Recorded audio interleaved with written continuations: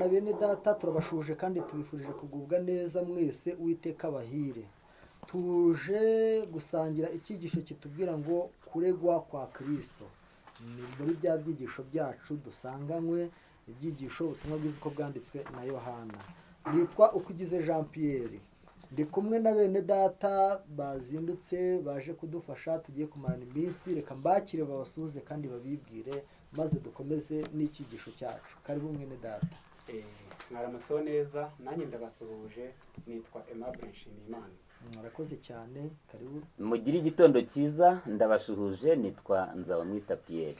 Murakoze cyane. Reka namwe tubakire kuri iyi channel SDARM mu Rwanda, channel y'Itorero ry'Abadventiste umunsi wa karindwi bavugurura.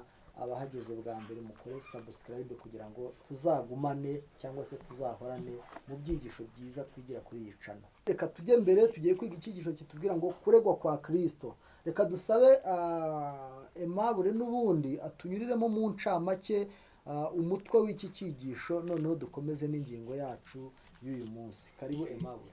Urakoze cyane. Kino cyigisho cya 12 kivuga ngo kuregwa kwa Kristo ni icyigisho kitubwira iherezo ry'umurimo wa Yesu.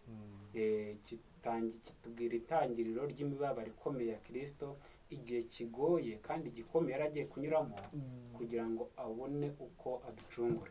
Rero tuzagisesengura neza mu cyumweru gikomeye, tubona uburyo Kristo yafashwe nyuma yo gufatwa akajyanwa mu rukiko. Tuzagenda tubibona byose, tubona uburyo yarezwe n'ibyashinjijwe umwami wacu. Yego, urakoze cyane. Cyari igihe giteye ubwoba kuri we. Niba muzi iby'imanza nyine, iyo warezwe kandi ujyanwe mu rukiko burya biba ari ikibazo.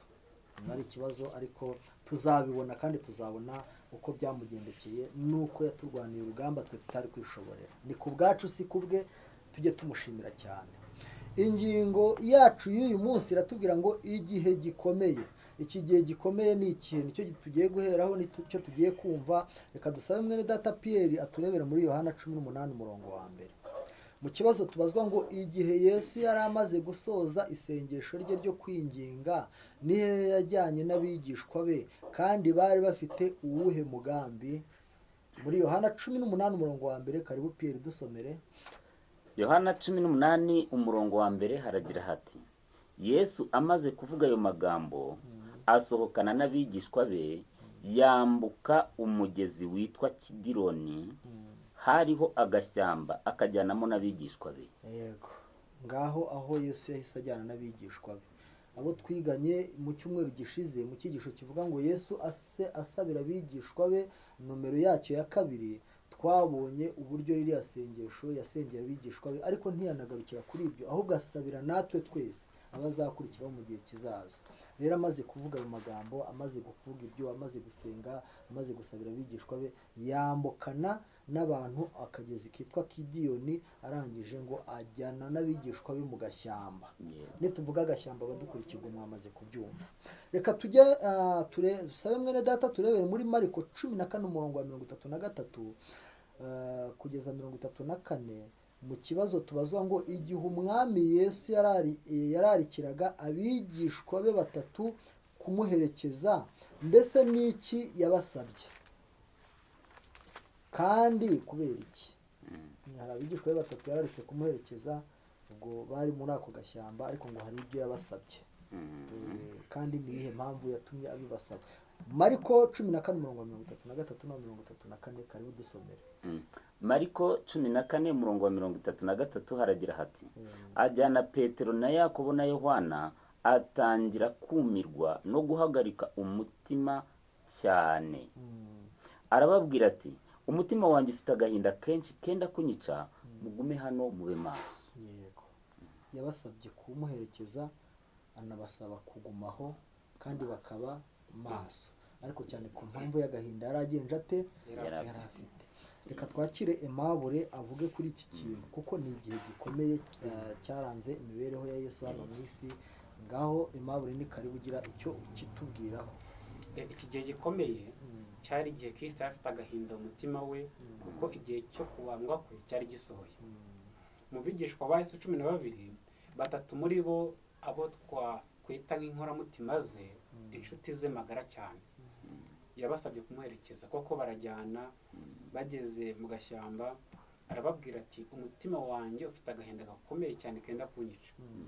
Mbese nibo yisanzuragaho, yababwiraga akamuri ku mutima. Niho natwe duhita tubonera yuko yari ageze mu gihe gikomeye cyane. Niyo mpamvu hano mu busobanuro bwa Bibiliya volume ya 5 paje 1102 ndetse n'1103 handitswe ngo Satani yari afite umugambi wo gutuma ubu bwiyongera cyane ku buryo byari gutuma icyaha gisa nkaho kidashobora gutangirwa impongano, ku buryo umwana w'Imana washakaga gukiza isi yari yazimiye yagombaga gutsikamirwa n'umuvumo w'icyaha. Imikorere y'umwanzi w'umunyamwete mu kwereka Kristo ubwinshi bw'ibicumuro byamuteye umubabaro ukomeye ku buryo yumvaga adashobora kuguma kuba ari kumwe n'umuntu uwo ari we wese. Ntiyashobora kwihanganira ko n'abigishwa be babona imibabaro ye igihe yitegerezaga amakuba y'isi, ndetse n'inshuti ze magara yakundaga cyane ntizari zikwiriye kuba ziri kumwe nawe. Inkota y'ubutabera yari ibanguye, kandi umujinya Imana yari ifite gucyanirwa wari uri kuri Yesu Kristo wari mu mwanya w'umuntu, ndetse akaba umwana w'ikinege wa se. Yesu Kristo we agahinda gakomeye afite umutima we. Ntabwo yari agatewe na Karuvari yabonaga imbere ye, ahubwo yatsikamirwaga n'icyaha cy'abatuye isi.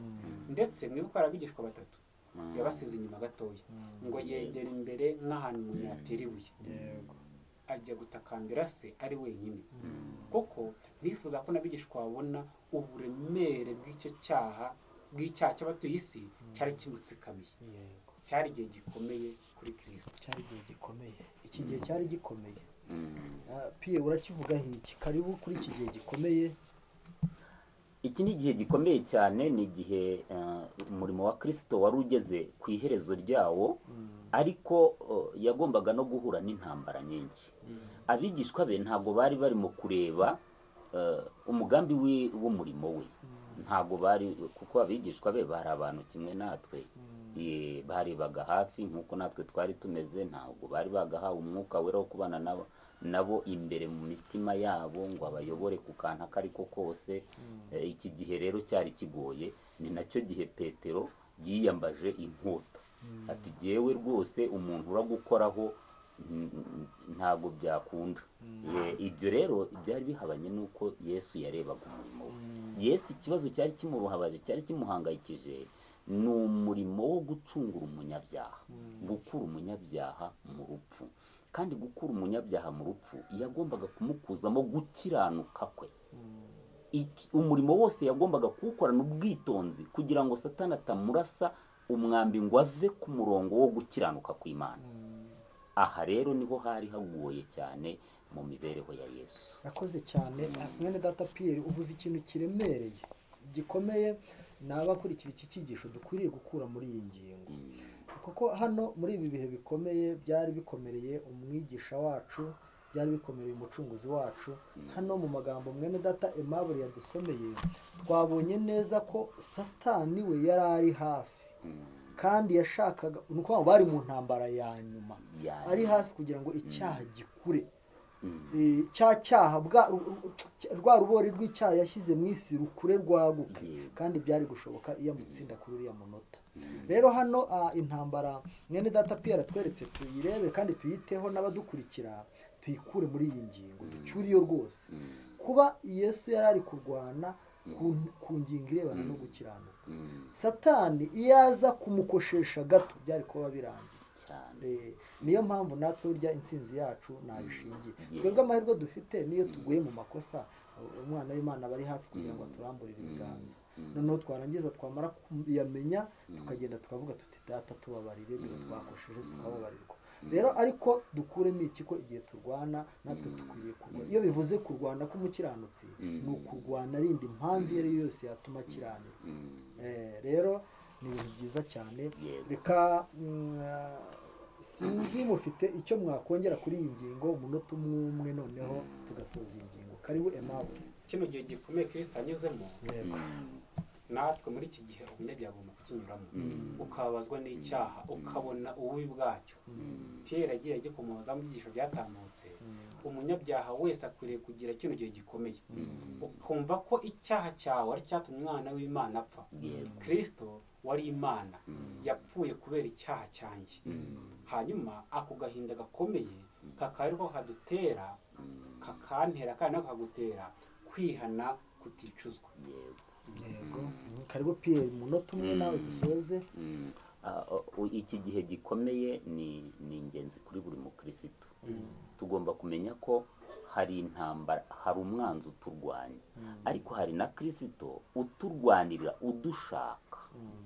Iki gihe Kristo yari arimo rero, ise yaramushakaga ngo agaragaze gukiranuka, ariko na Satani akamushaka ngo amukoshesheho gakeya gukiranuka kwe kube kubaye imfabusa. Iki gihe rero nicyo gikomeye tugezemo, natwe intambara niyo idusatiriye kugira ngo turwanire gukiranuka kandi tugusingire Satani umwanzi ye kudukoshesha. Yakoze cyane ngo bazinjira muri uwo murwa ngo ni abadafite ikizinga icyo ari cyo cyose cy'icyaha. Rero mukuri reka dushimire umwami wacu waduhaye uburyo bwo kwezwa, kwihana, kwezwa ndetse no kurindirwa mu bibazo, ndetse akanadutegurira ibi byiza binyujije mu rugamba rukomeye cyane yarwanye, akatubera intangarugero. Kadusabire abadukurikira kuri iyi channel, reka dusabire mwami mwadufashije muri iyi studio, kandi dusabire uburyo bwose bukoreshwa kugira ngo ibi byigisho bibashe kugera hirya ho no hino ku batuye isi, kugira ngo tubashe gusobanukirwa n'urukundo rw'Imana mu izina rya Yesu. Amen. Amen.